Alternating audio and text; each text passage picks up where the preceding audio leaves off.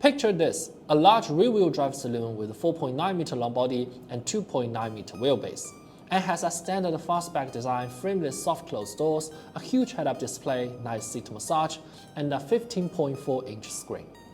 Take a wild guess at its price in China.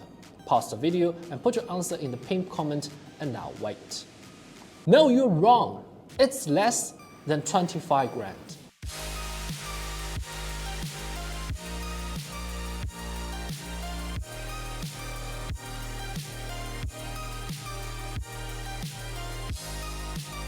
This is a Chang'an Qiyuan A07, an E-Rev that costs far lower than your expectation and already got more than 10,000 orders in the first month. You see, just a few years ago, the mid-size saloon market in China was dominated by joint venture cars, with Toyota Camry, Honda Accord, Nissan Tiana, and Volkswagen Passat holding the top spot in sales. However, during this electrification, Chinese P-Hive and E-Rev are gradually replacing them, and this car is one of the latest. So in this video, let's see how capable this car can be and how competitive the Chinese electric saloon market has become. I'm Harris, you're watching my EV.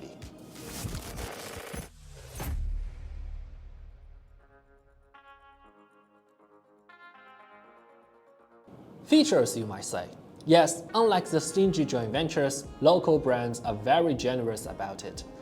In addition to what I just listed, this car also has 360 camera, level 2 ADAS, power tailgate, 3 fragrances, a 16-speaker stereo, ambient lighting, heated and ventilated leather seats, and even a suede roof.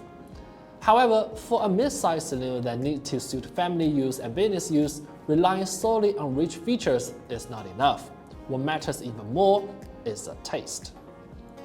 There was a time when big saloons were all serious and mature, as it was considered the most suitable style for their target customers. But this stereotype is no longer popular today. Passat is the only one still clinging to it. Other old-school saloons have already shifted towards a more bold and fresh design. And in China, where electric and plug-in powertrain are trending, this shift has become more prevalent. The A07 is a prime example. It has a sleek front end, curvy body, frameless doors, panoramic sunroof, futuristic lights, and a standard fastback. On a family saloon like this, I'm surprised to find these avant-garde or even somewhat radical design elements. Imagine selling the Arteon as a Passat. I am even confident enough to claim that our European viewers will probably like this look, because Chang'an's European Design Center just opened 2 years ago. The interior tells a similar story. Except for buttons on the door panels and steering wheel, all physical buttons have been integrated into this Tesla Model 3-ish UI. The instrument panel is also gone, except for basic information on the left side of the screen, relying mostly on the massive AR HUD.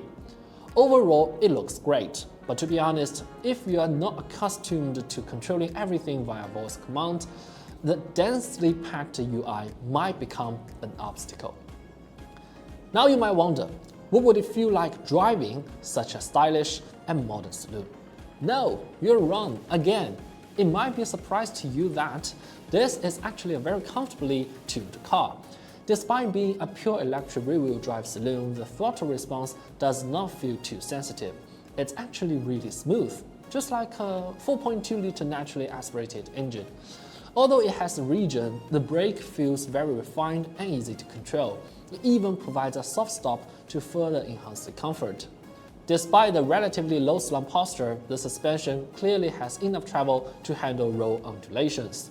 Additionally, the high-profile tires can also absorb more vibrations. Thinking of how terrible the transmission was in early Chinese cars, I have to say that electrification does make building a comfy car much easier. Apart from making the car comfortable and smooth, electrification has also contributed to the overall quality. The large battery pack makes the chassis more stable, the electric motor makes the cabin quieter, and the range extender allows the car to have a maximum range of over 1,000 kilometers. All of this for less than 25 grand. Sounds too good to be true, doesn't it? Is there a catch? We used to think making EV on an ICE car platform a bad idea, because if you are making EV, it should be built from scratch. centered around the battery pack. However, for saloons, there are actually advantages to converting from fuel to electric, especially in terms of layout and ergonomics. Traditional car makers already have rich experience in interior layout for gas cars, so it's easier for them to create excellent seating positions and spacious inside when converting from a fuel platform. However, for native EVs with inherent spatial limitation, achieving this is not as easy, and this car happens to be one of them. To achieve longer pure electric range, the battery pack raises the floor a bit higher. To achieve a lower drag of 0.22, the roof line has to be lowered. So I was feeling a bit awkward in headroom and visibility, no matter in the front or the back. Moreover, perhaps it's to make it a rear-wheel drive. The long rear overhang somewhat squeezes the legroom in the back. Even without a drive shaft blocking the way, the rear space is not as ideal as a front-wheel drive ICE car of this size. Some might wonder, since it's marketed as a family car, why insist on a rear-wheel drive stance and not leave a bit more rear space? This brings us to its another limitation: cost. Remember my very first video about the Chang'an Deepa SL3? I kept comparing it to the Model 3, saying it was a Chinese understanding of a mainstream sporty electric saloon. Well, this A07 shares the exact chassis as SL3. You could even say it's a rebadged version. And this is why the A07 can hit the market so quickly and at such an affordable price. The development was essentially pretty much done. However, as for the rebadging alone, Chang'an did an excellent job. Besides wheelbase and side proportions, you can hardly see any similarities between the two. If it was done by the company like GM, apart from the logo, everything will be pretty much identical. So by sharing the chassis, it saves a lot of cost, and there's more. At first glance, the design, features, and materials are all excellent. But upon closer inspection, you will find some hard plastic in areas that are not frequently touched. Additionally, when it picks up the speed, the vibrations from the range extender and suspension are a bit noticeable, especially through the steering wheel. It feels very different when the range extender is on and off. But in the all-electric version, this issue doesn't exist, and the one with theoretical range of 500 km is only $1,400 more expensive.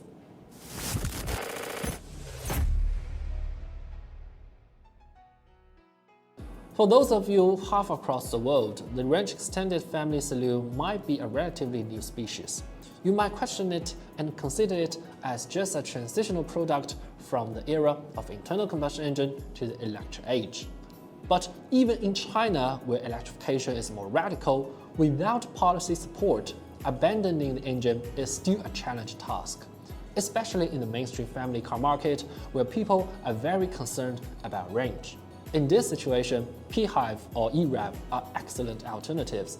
You won't have range anxiety and you can keep most of your ICE car habits. Meanwhile, the electric features can give the owners a glimpse into the electrified driving experience. So we reckon that these two will be the new ICE car in the electric era.